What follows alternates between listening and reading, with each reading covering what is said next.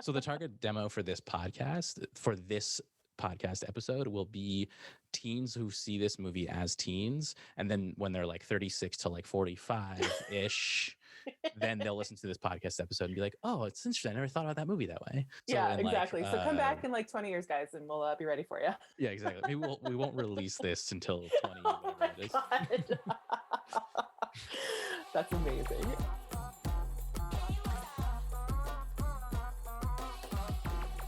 Episode 3, the show game.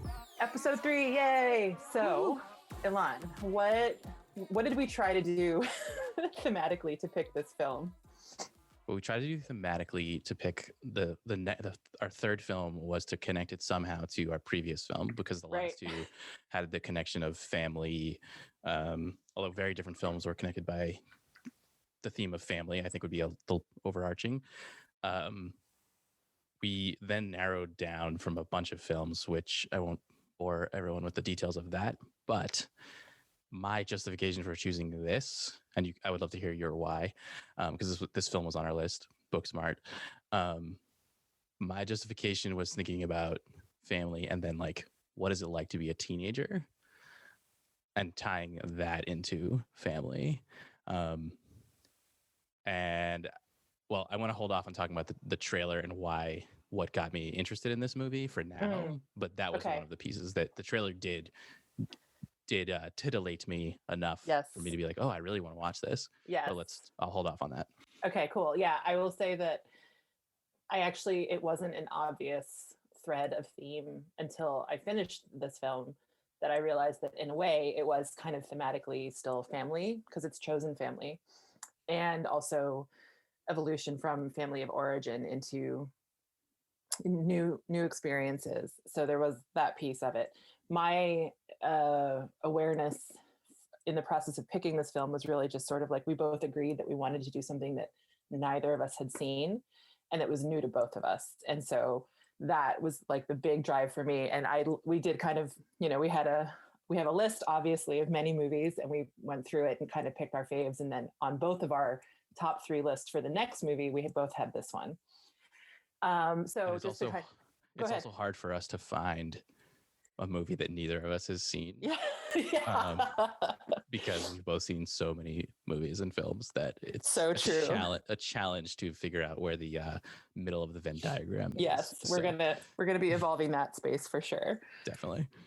Booksmart was directed by Olivia Wilde and starred Caitlin Dever, Beanie Feldstein, Jessica Williams, Jason Sudeikis, Lisa Kudrow, Will Forte, Mason Gooding, Skylar, I don't know how to say it. I might pronounce his name wrong. I'm sorry, Skylar, but Skylar Gisondo, Diana Silvers, Molly Gordon, Billy Lord, Eduardo Franco, and many more in this ensemble cast. So just really briefly, Booksmart, I want to say it was 2019. Is that correct? Correct. Okay. Is a story of the last night of high school before graduation of 2 friends, 2 best friends, and they have worked really, really hard through school and made a decision that they were going to not party like everybody else and just focus and get into the good schools.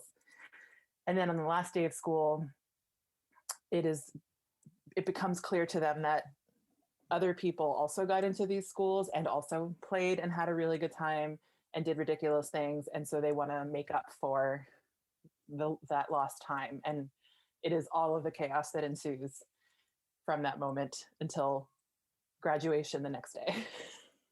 Yeah. Yep. And as they put in here, I like the way they put this actually on the IMDb description. Yeah, go for it. The girls try to cram 4 years of fun into one night, which that's an important word, cramming. Yeah, exactly. So themes that stood out to you? Yes. Okay. So friendship, queerness. One of the main characters is queer. And I know that for a lot of people, that was a big deal for this when this film came out.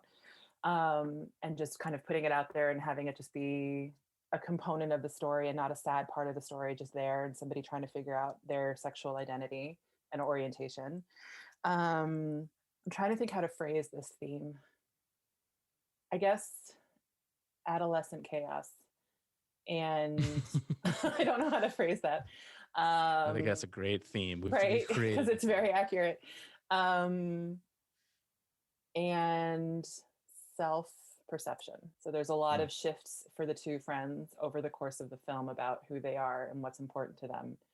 And I will say that there are components, and I know we're going to get into it more after we hear your themes, but there were parts of this that were really hard for me to watch because of my being able to identify with components of what they were going through. So there was a lot of self-awareness and reflection that happened in very awkward spaces, and sort of that's sort of a general theme that I saw too. What about you? Yeah. Wait, what did you call the last self-perception? I guess self-awareness or self-growth. I called it a couple different things because I'm trying to, it's a very malleable thing, but sort of self-awareness growth, I guess, would be how I would frame it. Okay. I'm excited to talk about all these. You know what? I'm going to come back to mine, and let's just dive into yours. Okay. Let's just start with the last thing you said. I think the self-growth and self-perception. To me, well, I want to hear from you first, and then So the two main characters are Molly and Amy. Amy is gay and hasn't really done anything in that arena of her life since she came out 2 years before the movie takes place. And Molly is a deeply driven, hardcore student, very, pushing, and has these very strong understandings of the social structures around her that are just flat out wrong. Like she's just completely not aware, and also puts herself in a hierarchy above everybody else because she's in her head, quote, so smart and book smart, if you will. And that there's a scene where she has overheard some classmates talking about her in a pretty nasty way in a bathroom. And she comes out and she's like, oh yeah, well, I'm going to Yale and la, la, la. And then one of the people that was kind of nasty says, me too. And then you find out that everyone is going to places that are really great. And her perception kind of explodes, and she has to kind of process where she is and what this all means and what was the point of everything that she did. I have to say, it's important for me to point out that Molly is not a stereotypical thin cast actor.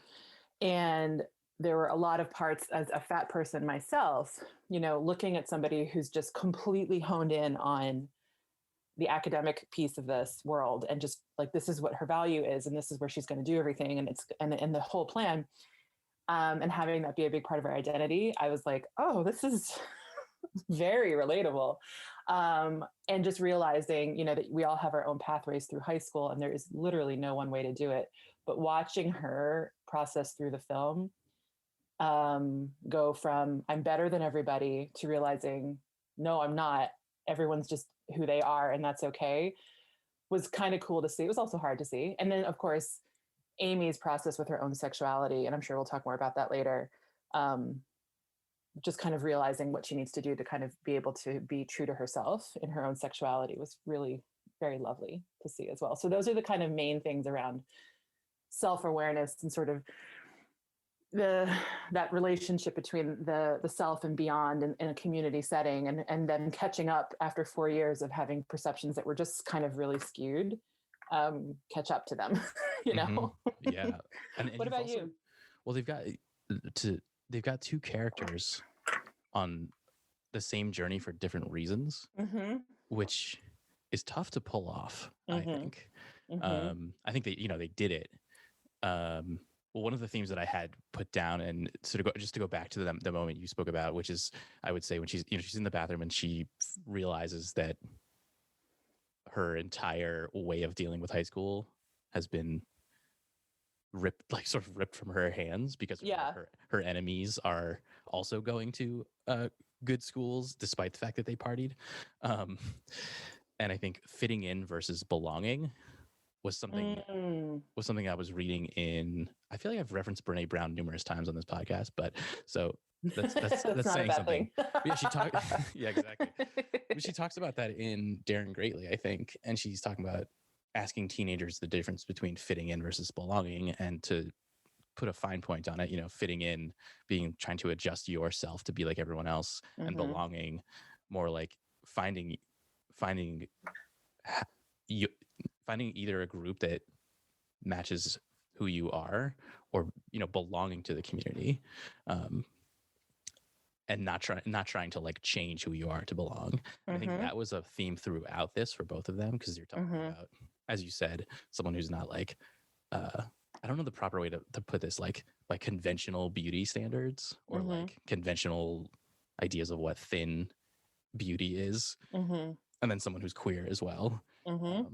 That was one of the things that drew me to the movie, was like, oh, this is a teen movie aimed at teens, if we're being honest. Yes. Oh my God, totally. And yet, to me, one of the interesting things was, how is this going to compare to the movies that I watched when I was a teen, like American Pie, or 10 Things I Hate About You, or Can't Hardly Wait. Those were the top, like the three that I was like, oh, these are like the teen movies, and they weirdly shaped is that whole thing of like life imitating art versus art imitating life, where it seemed like we were being sold this idea of what being a teen was while we were teens, and it was supposed to be reflected back to us, and I was like, that's not really what high school was like. Yeah, and I think there were a lot of parts of this that I do think are very relatable to the young folk of today, based on, I work with young people post high school in my job, as do you. And I know that there were components of this movie that were significant, particularly the fact that there was a queer character and it wasn't a tragedy. Like, there was just a queer character, and that's it. And like that needs to be more normalized. And so the fact that they did that was huge. I will say that I felt overall that the story itself, like the way that you just described it, was actually really beautiful, about the sort of the self-exploration that they both went through. That storyline in The Last Night of High School is a very familiar storyline in a lot of movies. And there were components to the whole story overall that I found very unsurprising. And it was in a lot of ways kind of predictable. Like I could have called, like a lot of the steps of what they were going to go through. But it's just in a newer context. And I think that's what makes it stand out a little bit. What else did you have for themes? That was a pretty big one. I just remembered sort of one of the other reasons that this movie stood out to me was because what you just said was that we both work or have worked with young people in different capacities, very different capacities. Where for me, more in like a mentor role, and that I've been able to like see from it's almost like this weird like looking back perspective of like, oh, high school is a very tough time. Like, you're experiencing so many first things for the first time, and it's also it's like this insular place in a lot of ways, where everyone around you is everyone. Like, that's all you know. And I remember a teen that I worked with, this is probably like a decade ago at this point, came back to visit when he was in college, and I said, what's some advice you would give to the current 12th graders? And he started laughing really hard. He was like 6 months into his freshman year of college, and he laughed really hard, and he just said it, none of this matters. And I laughed along with him, because I was like, that's really funny and so true. And at the same time, so much advice out there, it's irrelevant until you can experience it for yourself. Right. But like, you can't understand that until you've actually walked out of high school and realized that was all constructed, and there's all these like stereotypes, all of the things that you believe about the people around you, all of that has become this like swirling fishbowl of like often not good things. Yes. And then once you leave the forest, then you can actually see the trees. Yes. You can't be told, you can be told that, and you can understand it intellectually, but I don't think emotionally, it's something you can understand while you're in it necessarily. Right. And I will say about what you said about the sort of the stereotypes. A lot of the characters that we are introduced to in this film, I felt like were caricatures of all of us, like these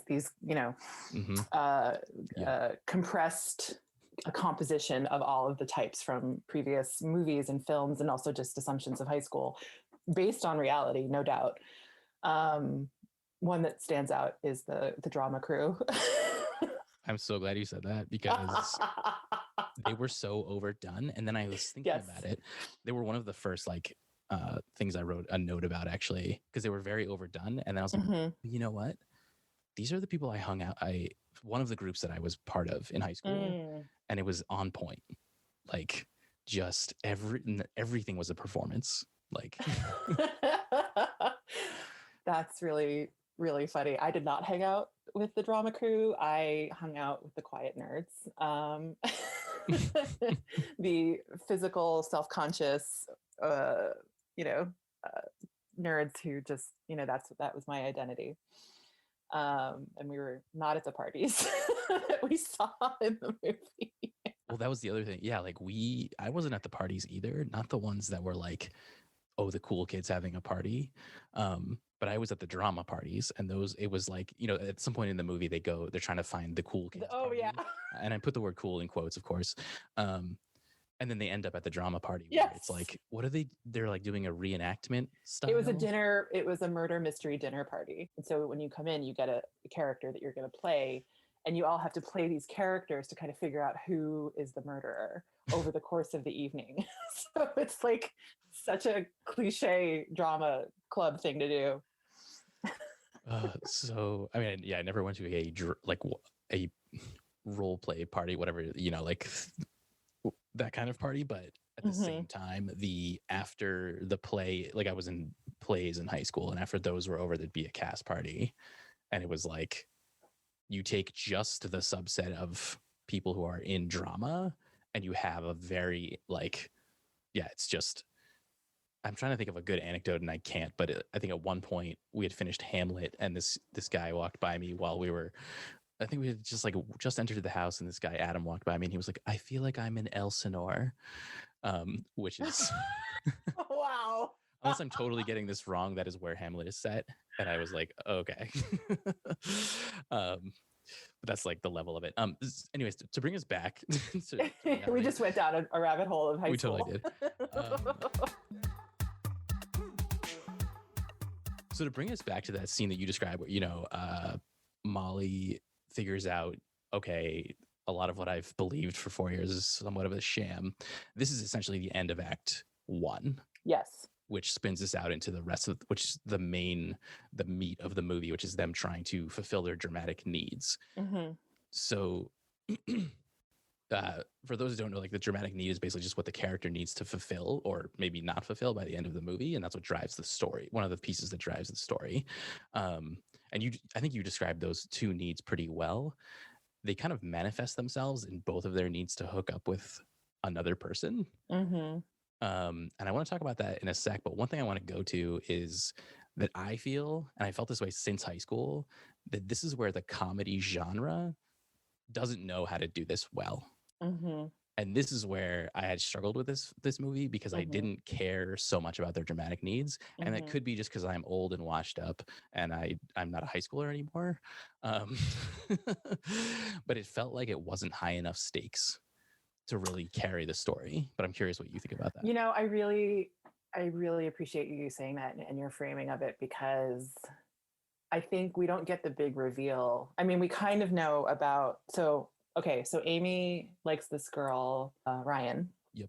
And we find out very, very late in the movie, like post drama party, dinner party, murder scene, that one of the reasons why Molly is so focused on this movie, on this not movie, on this party, is because she's had a crush on the vice president. She's been the student president, and so she's had a crush on this caricature of a silly guy, but he's Nick. Cute, and she's just been focused on him.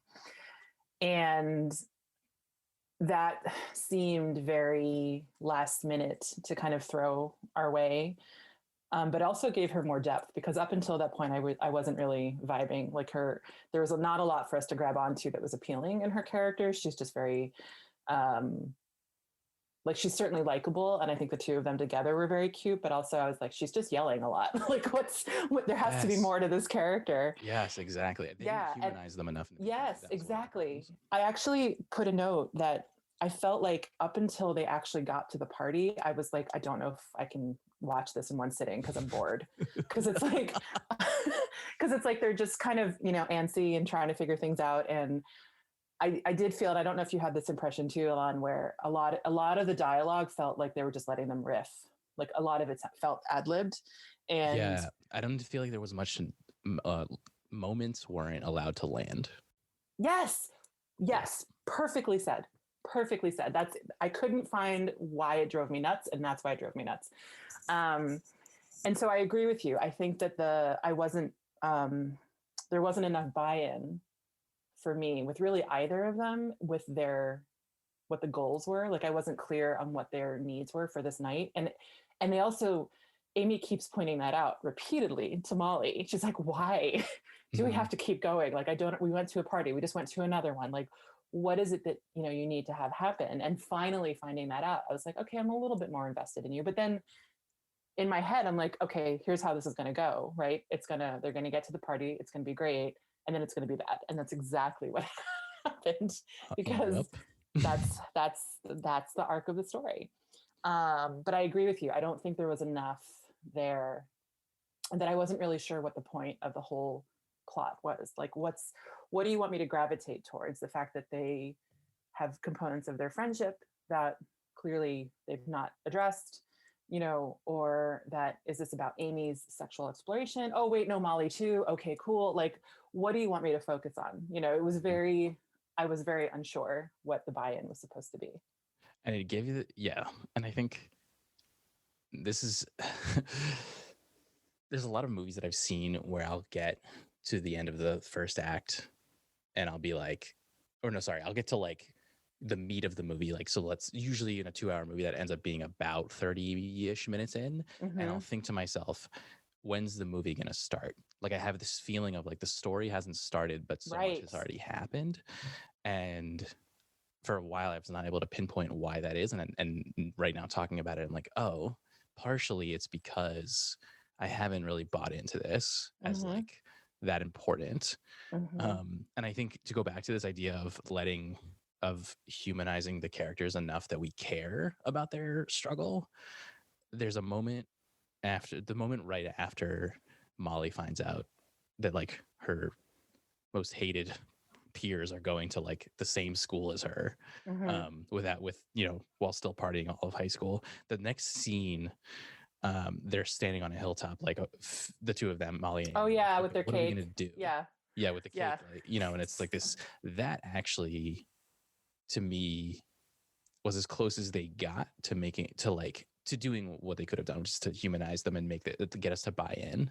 And I think, I don't know what the tweak is, because this is beyond my expertise, but probably something in the writing, probably something in like the editing,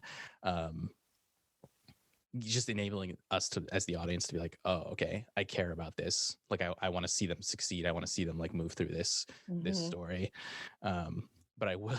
So that's how I felt about just trying to cram a lot of comedy on top of a framework of the story, versus the story is a great story that happens to be really funny. Because this is really great framing. You're helping me kind of process. It felt like a puzzle, like thrown on the floor and without a picture. Like I wasn't sure what I was supposed to focus on. And you're painful helping image. Me. Yeah. Well.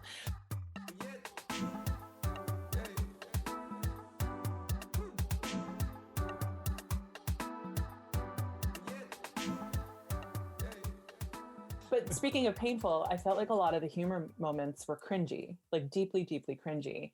And I wasn't sure what the goal was. It was like, do you want me to, like when they got, okay, so one of the scenes that I was just kind of like, this could have been so much funnier. And maybe again, like you said before, maybe I'm just I'm too old. Maybe this is just beyond the scope of the humor that they're going for us old farts. But like, they get the lift and their principal is the driver.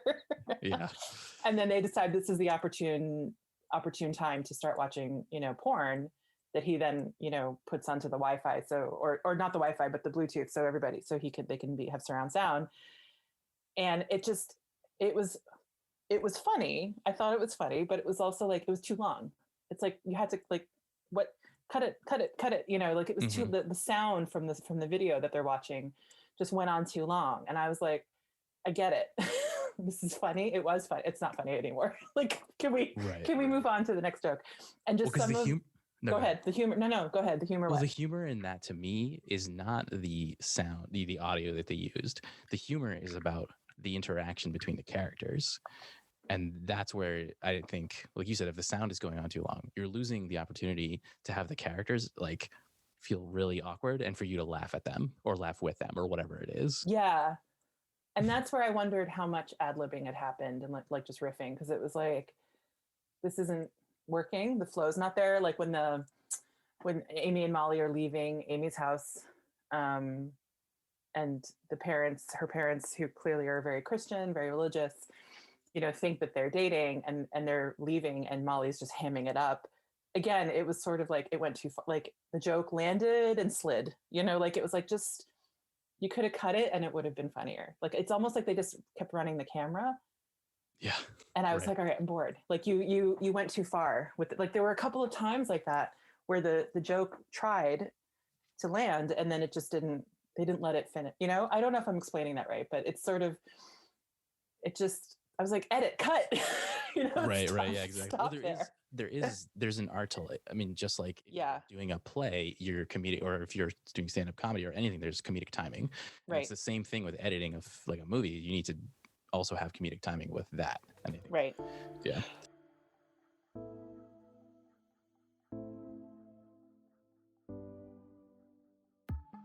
So on that note, we need to talk about the trailer, because you said it earlier that it was very titillating. And I agree with you. I think the trailer is one of the best ones I've seen because it was cut very well. The music was perfect. And I'm realizing now that they took most of the funniest parts and put them in the trailer, you know, in a beautiful montage. Like when you see the scenes later in the film, you're like, oh, that is awkward to have in the, like, it doesn't make sense in the trailer, but it didn't matter because it was just this beautiful sort of vignette of what you were going to see. And I thought they did it really, really well. And I wanted to hear your thoughts on the trailer. Yeah. I did not rewatch it recently. Actually, that's not true. No, I did rewatch it, but then I paused it because I didn't want to see the whole movie in the trailer, which is almost every trailer these days. Is like, like you just said, they take some of the best scenes or the funniest scenes or whatever, and they put them all in. But I do think I agree with you. This trailer it did what we were talking about last episode. It did the thing that we said Knives Out's trailer did not do, which is it had enough of the human moments and the moments that made me care in the trailer that I was invested in. Like, oh, what a great concept for a movie. What a characters that we don't get to see even barely enough, you know, in Hollywood, at the front, you know, the front of the show. Two young women, one of them queer, one of them like not, as you said, like conventionally thin, beautiful, etc. Like all of those things, and the trailer itself was, it didn't overdo the like. It's not an action movie, so they didn't put in too many of the action moments. It had enough of the like human awkwardness. You know, the interactions with the parents who. Yep. You know, this, which all the adults in this movie are just like former SNL cast and Lisa Kudrow, like as the supporting cast of the next generation of, I guess, comedic actors. But yeah, I thought that was what got me to watch the film. And I'll just say that I felt like the movie didn't hold up to the trailer for me. Like it kind of was stretched out in weird ways, and those, you know, flickers of comedy that we saw in the trailer were parts of scenes that were either truly tragic or really, really freaking creepy. So one of the scenes in the trailer is that they're in a car and they have their hair over their faces, which, by the way, love that. As somebody who had super long hair in high school, I never thought that I could make a ski mask out of my hair. So props on that front. And they're trying to get this pizza delivery guy to take them to where he dropped off all those pizzas for the party, because they're still trying to get to this party. And he's giving them very sound advice on not trusting people. And then he's like, I could take you, like, don't get into cars with strangers because I could just take you somewhere. And then he lists off this whole process of, basically kidnapping and murdering and just, really creepy stuff. And then we come to find out later that he is in fact somebody who's doing that. And it's like, oh my God, it was so uncomfortable. And it just, I felt like there were so many scenes like that where it was like, there's a sliver of hilarity and then it just goes haywire after that. Yeah. That was a weird plot line. It was, and how it tied back later to them using basically information to get Amy out of jail. That was strange. Yeah. I know it was strange. And I didn't really get that process.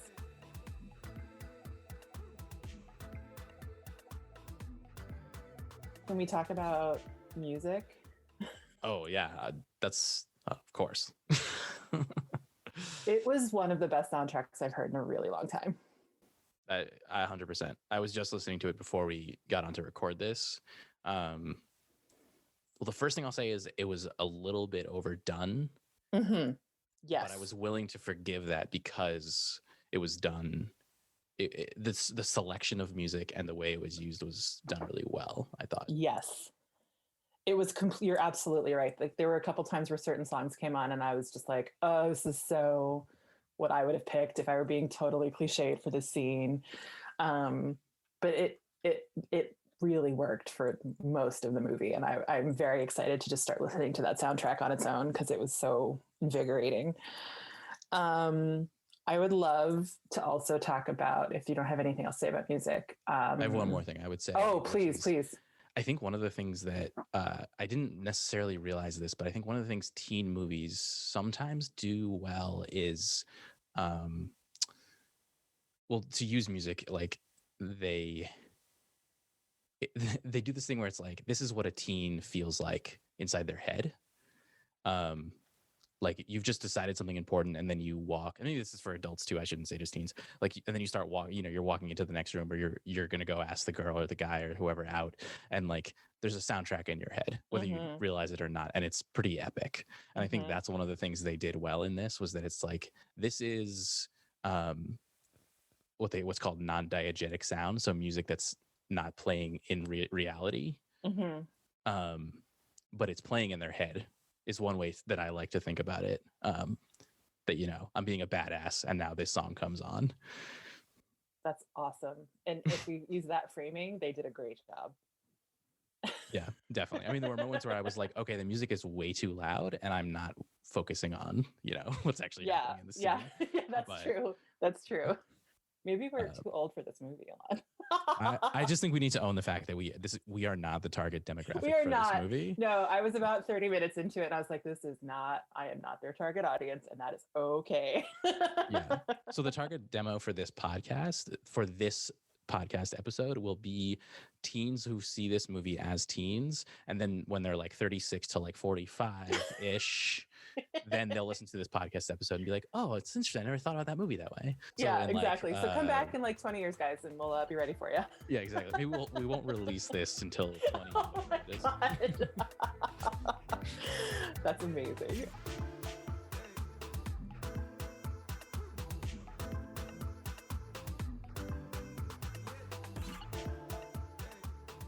So I'm aware other things that we always talk about in our episodes are favorite characters and also LOL moments. So those are two things that I definitely want to cover with you. I'd love to know which characters stood out for you. Yeah, definitely. So, I mean, definitely the drama crew. It's really just those two, but they kind of are surrounded loosely by other people. They were my favorite.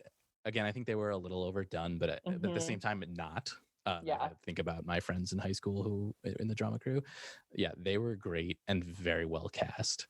I really the character Jared, who's he's sort of like the very affluent, well-meaning, just genuinely nice guy with his big empty yacht for his party. with his so heartbreaking. That hurt me so much.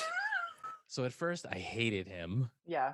And then of course he becomes actually one of sort of the better characters, because you realize that he's willing to admit, like, I'm just super insecure, and I just want to like get through this, and I just want to have friends. So I ended up liking him a lot. Me too.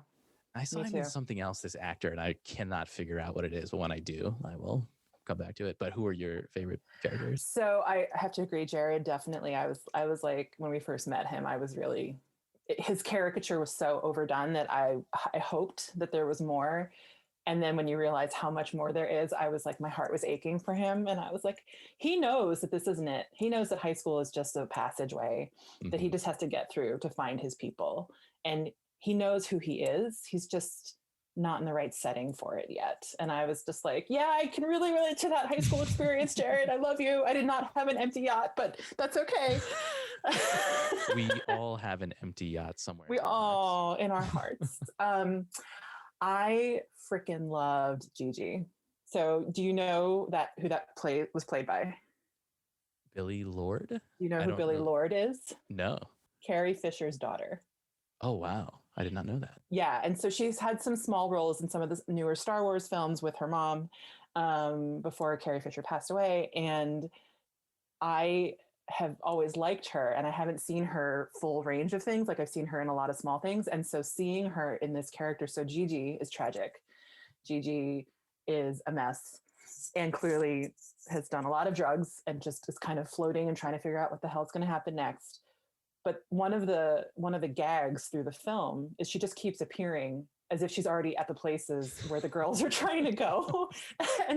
and there's no clear way. Like, she's like, there was a point where she jumps off the yacht and she's soaking wet.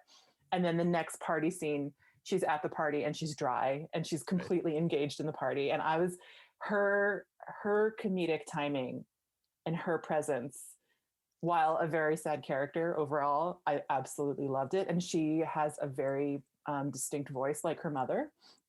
So it was really standing out to me. But there were a couple times where she would just show up like right next to Amy's face and they'd be like, oh my God. And I thought that was just incredibly well done. Yeah, I think she was great. I didn't mention her because I listed too many people, so I didn't want to take her face. But she also ends up being like the character foil for almost like a bunch of other characters. Yes. Like the character foil being, I had to look it up to remind myself my high school literature terms, but basically a character that exhibits opposite or conflicting traits to another character is called a foil. And she's basically like, she's one of the people who's willing to be herself. And her good friend points that out, that he's like, yeah, she's just misunderstood. And that is actually, Jared points that out, Yeah. And how he says, because he says like, she's just really loyal. And I was like, oh, there's this whole story. I want to know that story. Like, let's pause this story. And I want to know more about Jared and Gigi, like their friendship, like. Yeah, exactly. You're like, oh, we have a spinoff movie. Yeah. But that's actually one of the themes, sort of ties into this theme of belonging versus fitting in, because she's willing to be herself at the expense of having like popularity or friendship or like even like a good reputation that she's not going to change who she is to like match everyone else's expectations. While if you go to like someone who they don't even have a listing for her actual name, they call her Triple A. Like, she has a reputation for, and we of course have to talk about this. I don't want to, but contrasting these two characters, like Triple A is just, her reputation is that she is, promiscuous and she's essentially slut shamed and all these things. Yep. But I don't want to take away from your list that you talking about. Oh no, that's okay. Those are the main ones, honestly. I will say that I think there were components of Molly that I felt very relatable to me. And I don't know that I liked her more as the movie moved through. I thought Amy was adorable, and just kind of her figuring out herself in the space of this evening, of this night. I have to give a shout out to Jesse Williams, who plays the teacher, who's one of the saviors through the film. for the students. And I wish that there had been more to her character. So her plot line is a little odd, where she decides to come into the party and engage. And I was just like, this is weird. This is an adult teacher coming into a high school. An adult teacher. Yes. Thank you. An important context. Thank you. Who's clearly processing her own stuff. And I just think that person's an amazing actor. And I would have loved to see more of a storyline for that character, but it was just kind of like all of the adults, it felt like all of the adults, the non-teenage people in this movie were painted pretty pathetic and just kind of props for the students to bounce off of into further chaos. And I think her character I thought was sad, but I also really just liked seeing her, and the fact that she's just very genuinely trying to help the two students out was really sweet. Yeah. I think two things. One, she's named, I didn't even pick up on this till I'm looking at the list right now, but she's named Miss Fine. Yes. Like her character is named basically what the students perceive, like that's what they are focused on. Like, you know, in the class you see them that she's like this good looking teacher. And she's gorgeous. Yeah. Oh my God. Who are your other faves? Well, before going to that, the other thing I was going to say was that like what you just described makes sense from the idea of like, okay, if this is a movie aimed at teens and the teen perspective, like developmentally, when you're a teen, and this is completely appropriate, you don't care. You're not focused on what adults think about you. No. You're focused on what your peers think of you. Yes. And so to sort of reiterate what you said, you know, the adults are just used to sort of bounce ideas or jokes off of. That's just so, I don't know, just on point for high school, you know, in a lot of ways. That's true. That's true. Wow, so, we really weren't the target audience for this movie. We're just so old. I'm feeling so old right now. Oh, man. Other characters. I mean, I kind of listed I love Jason Sudeikis. I think he's great. You know, I do like to, you know, speak about the adult section of this cast, which I'm putting in quotes. Will Forte is great. Yes. Lisa Kudrow, you know, it's just so I do need to give a shout out to them. I mean, they have one scene and they're the parents of Amy, and they're clearly accepting of their gay daughter, but really processing what that means and struggling with their acceptance. But they love her, and they clearly are, you know, want to celebrate with her, and made this dinner that they're now the students are skipping out on. But both of their faces, the comedy power of their faces is gold, because the girls are trying to like play off that they're going to a party, and Molly's pretending that they're going to go have sex and spend the night together, and Amy's trying to keep it cool, and just watching the parents try to stay calm and not freak out was very, very well done. I was clenched. My body was clenched. I was like, you're really good at doing this. I could feel how uncomfortable you are. Yeah, I felt uncomfortable myself. Yes. I was like, oh, that's so that's as far as comedy, like one of the things that I struggle with is how, like, you can't feel bad for a character because then you can't be laughing at them. It's sort of like a general rule. Okay. And that's one thing I struggle with is that like I wasn't laughing because I was cringing. Yeah. And yet there is that sort of play between those two that like there's not a clear line. It's more of like a spectrum of being able to like cringe and laugh. And I think that was a lot of the adult interactions, like like the scene we talked about earlier about being in the Lyft or Uber or whatever that Principal Brown is driving, and just like but I do, to give credit where it's due, they pulled it off beautifully. They really did. They really, really did. It was amazing. Should we go to LOL moments? Because I'm dying to know what yours are before I share mine. Yeah, 100%. The first one that I noted was, taking us back to that scene on the top of the hill where Amy and Molly are sort of, you know, what are we going to do about our big problem? It's not even like named, but Amy is playing a harpsichord. Yes. And she's like, I forget what the lyrics to the song she's making. She's really worried about Molly because she hasn't said anything, and she's singing like, "I'm really worried about you, and if you don't say anything in 10 minutes," like that kind of. Yeah. Yeah. And just like, I don't even know, just the appearance of a harpsichord, it was just enough it made me laugh. I was just like, I've known one person in my life who plays a harpsichord. So it's just so random that it actually, it was good. That's so good. What about you? Yeah, let's go back and forth. We'll go back and forth. Okay, so I have a couple. Let's see. So any Gigi scene where she just kind of appears, I was busting out laughing. At the party, when they finally get to where they want to be, right? And they're at the party and there's karaoke happening and the main drama kid is singing Alanis Morissette's song. Yep. And the way that he's singing it, like he's basically going down on the microphone, but he's into it. He's really into it. And then he's like, and I'm here. And they go, shh. And then he keeps going. He like shushes somebody while he's singing. And it was perfect. And he just kept going with the song. And I was just like, okay. Yeah, that was one of mine as well. I was like, That's awesome. Is that song has become almost mythological, like, not, what's the word I'm thinking of? Like iconic. Yes. The people know it, even if they know it as like parody, they know it. Like they know it. Yeah. It is an iconic song. Yes. Will we ever know if it was written about Dave Coulier? Is that verified? Oh, I don't know. That's all right. We won't go down that road. Yes, that's it's a different podcast. Different podcast project.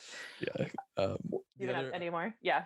I didn't have too many. But the other one, you named this, but like them creating masks out of their hair and like trying to intimidate that guy. Just the visual of them with ponytails pulled down over their faces. And trying to like speak in deeper voices. It's trying to lower their voices. Like, guys, that definitely got me. I think that was like my drama teacher in high school talked about, what is comedy made of, and like the definition he gave was surprise and recognition makes comedy. I mean, there's other definitions, but I think the element of surprise on that joke was good. Even though I had seen it in the trailer, it kind of caught me off guard and made me laugh. Yeah, no, totally. Yeah. I have two more. One was earlier in the evening before all the chaos begins. I think they're talking about Amy's hopes for a hookup or, kissing or something. And she just drops the line, well, I hope there'd be more vagina involved. I just love that line. And then at the party. Wait, that line was good because they let it land. They let it land. Yes, they let it land. Thank you. Yeah. Speaking of letting things land, I think this is maybe why this other scene really stood out to me. So we talked before about the teacher who comes into the party and she's clearly put something on that's nicer. And so she's in the foreshot, right? Like she's who we're focused on. And then behind her, you see Theo, who's one of the ensemble characters, who he keeps his hair in two long braids. Mm-hmm. And you see him see her and completely freeze and quickly start to unbraid his hair and like get his hair ready to go. And because he clearly loves her, and that's made very clear in the next couple scenes, like he's obsessed with her. But there was no talking, right? She doesn't even see him. She's looking over somewhere else. Mm-hmm. And you just see him acknowledge her presence and just be like, and prepare himself. Yeah, that was done so well. I think the music wasn't overdone. There was no dialogue. Right. But still, yeah. I think it was perfect. Yeah. Footnote, that entire dynamic really skeeved me out, and how she's like looking for him at graduation, like, and goes up to somebody else who has long hair, and it's like so awkward. But that one scene was very well done, I have to say. Yeah, 100%. Yeah. I mean, that thread was just creepy, I think. Yeah. It's just like, and every time the notes I took were mostly one word, like she's hitting on him, and I wrote the word like eesh, like ugh, like, and then when she comes into the party, I just wrote like youch, like this is I don't know how if it could have been made funny or if it was meant to. It was just creepy to me. It was weird. It's actually really funny. I'm looking at my notes right now, and any scene that involved one of the adults that they bounced off of life from, I put painful. It's like Yep.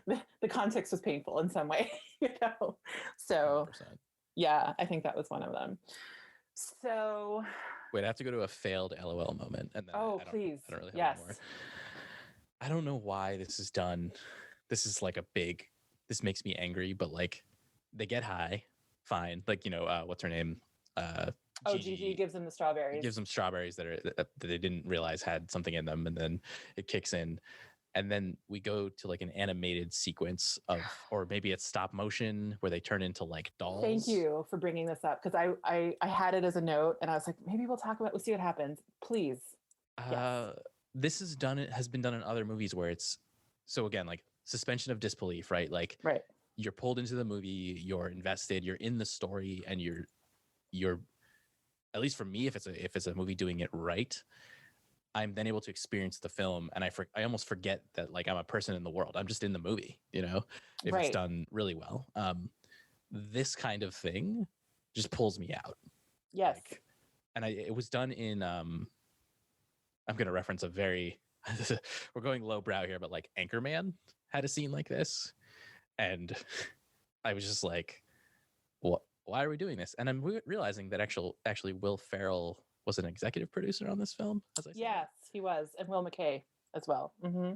Yeah. But anyways, not to go too far afield. I was just like, why are we doing this? Basically, you've right. That's this is the moment where I'm gonna like go to the bathroom. Basically.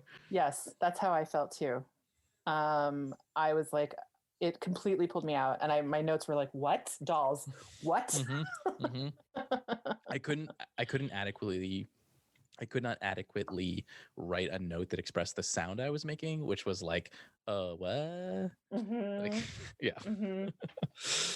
Like, I get it. They've never done drugs. They're having an experience. I did appreciate, though, because while that whole doll scene was happening, I'm like, okay, what is this looking like in the real world? Like, obviously they're not dolls. Yeah, like, did they get naked in front of the mirror? Like, I was expecting that. And then the only reference we have is when they're walking out of the house as stiff arms and legs. And I was like, I still want to know what happened upstairs. Like, I just don't understand what just happened.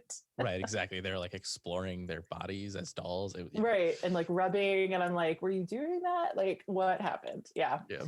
It was a very strange scene.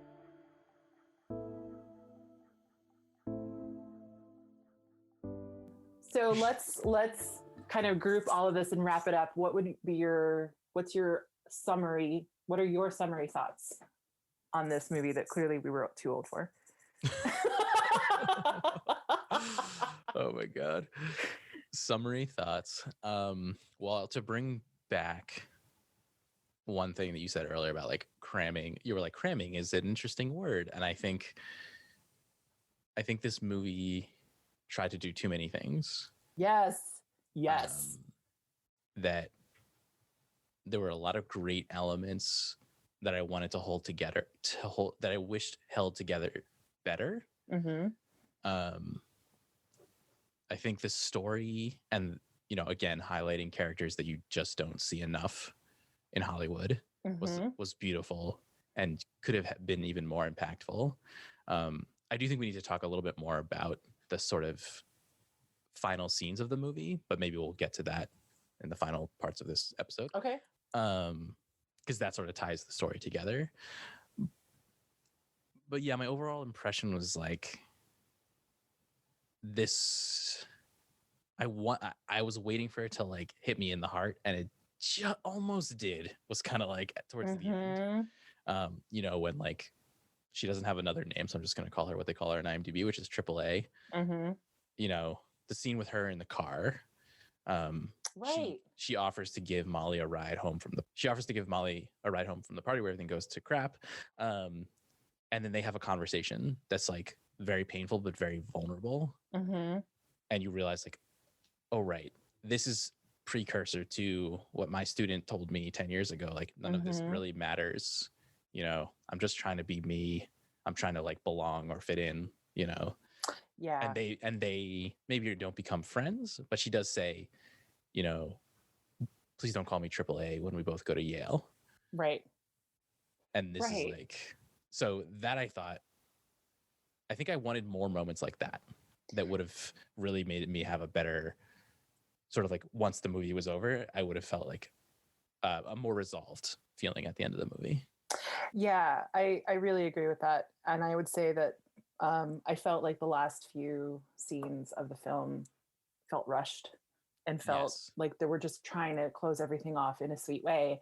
And it actually, the last few scenes reminded me of a lot of typical cliche high school movies. Mm-hmm. Like, why did Molly kiss Jared? I didn't understand that. Like, oh, I just screwed up your car. Sorry. And I'm going to give you a kiss. Like, he clearly likes her. Right. And was that just a thank you? Like, just doing it in front of the school. I was like, what was the point of that? And then, yeah, that didn't land at all. It didn't land. Like, yeah. Cause she wasn't into, yeah. Yeah. 100%. Yeah. I was just really confused. And I do think that the movie tried to do too many things. And it felt kind of scattered. It felt like a collection of pretty funny scenes with some thematic components through it. But at the base of it, you are absolutely right. You said this a couple times already, and I think it's important to say it again, that the baseline of the film is about people that we don't always see in these contexts. And frankly, in a lot of the previous high school movies that I've seen, Mm-hmm. they're usually the punchlines. And they're not good punchlines, and they're not funny jokes. And so the fact that they were the drivers of the story is really, really cool. I don't know that the story was one that was very provocative ultimately, but it was a different playing field in that respect. And I got it. I have to give that credit because that was huge. Yeah.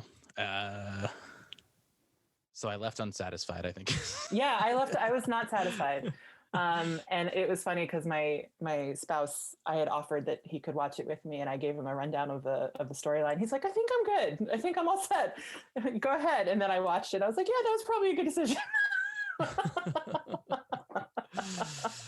Yep. To tie this back to actually what inspired us to start this podcast, we had been talking about the show Sex Education, yes, which is about a teen, yes, and it is masterfully done, I think. Yes. And I'm not going to try to give it its due right now, but I think to contrast a movie like this to a show like that, it takes one of the missing elements of a movie like this is the comedy is funniest when it takes itself seriously.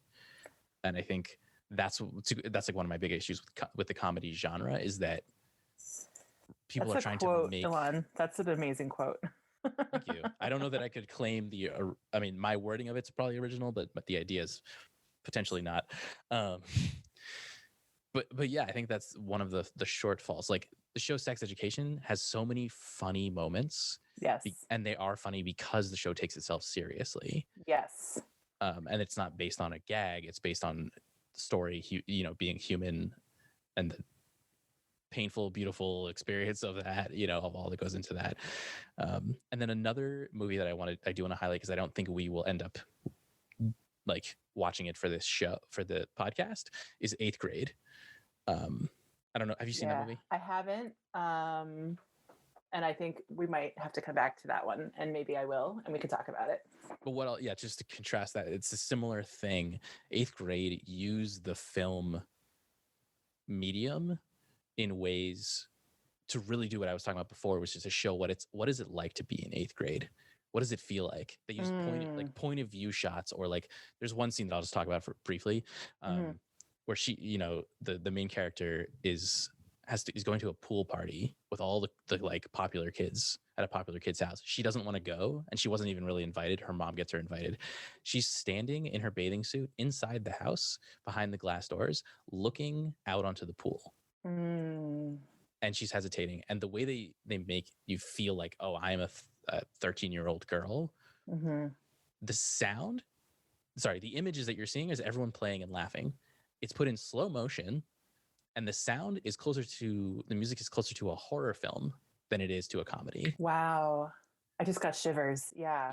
And they capture this feeling of being 13 and standing on the edge of a very, I can't keep the words that I'm coming up with are not giving the gravity that you're standing in this extremely uncomfortable precipice. And I think so contrasting, this Booksmart to like films like that really, Eighth Grade is not a comedy. No. So I'm a little bit comparing apples and oranges, but I do think. But I think the bridge between those two, though, is Sex Education. And it's obviously it's a series, so there's a lot more time for them to kind of, really give everything the time that it's due. But to your point, they give everything the right amount of attention and seriousness, even the humor. And the humorous moments of Sex Education are built on characters that you've come to know really well and really love. And that was one of the biggest challenges that I'm hearing from both of us with this movie, is that we didn't get enough context for the people that we're supposed to give a shit about, for the folks that we're supposed to really like and follow in this movie, to do that. And clearly it was implied that there's a history that we just can't see between Molly and Amy.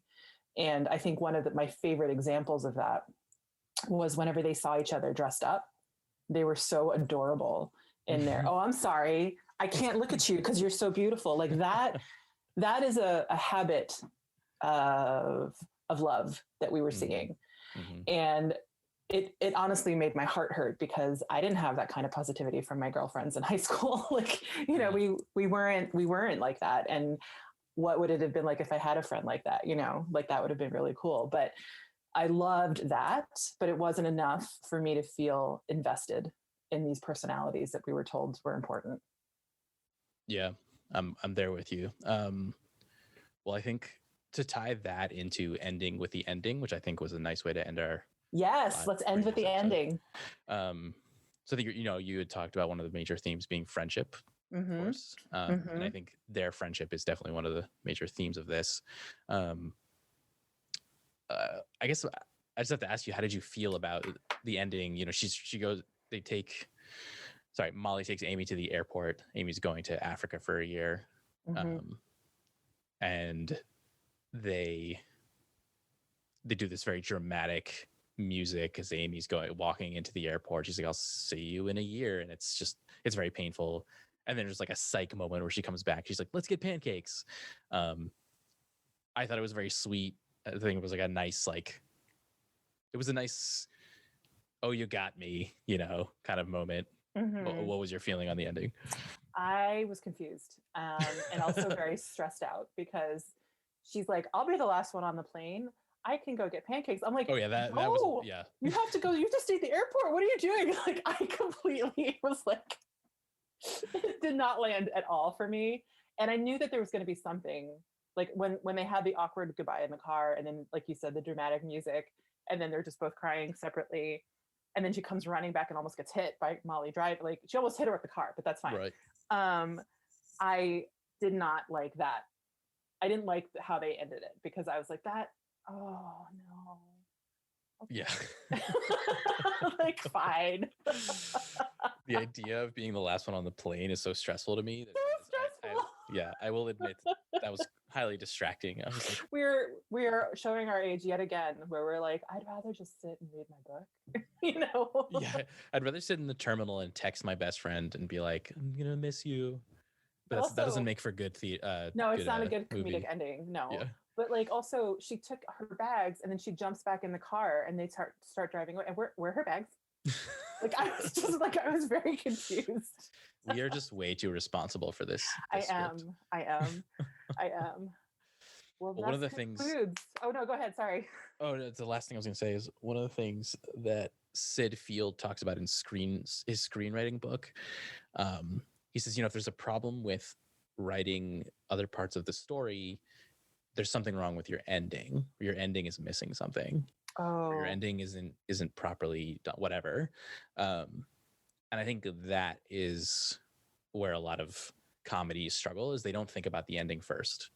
They try to make a bunch of jokes, and then they try to, as you said, rush the ending to tie it all together. Yes, that's true. And I think this is an example of that, where it's like, I got lost on the way. Yeah. Well, we might have to find out what a real live teenager thinks about this film. Just to own our own Our age. Yeah. That's a story for another day. Another day. Thanks for tuning in, folks. Yeah, thanks for joining us. Until next time. Until next time. Do we need to do like a spoiler warning? Like, no. What are we spoiling? They already spoiled it in the trailer. Yeah, exactly. We'll just lead with that. Yeah, exactly. That should be the lead-in. Should we do a spoiler? Yeah.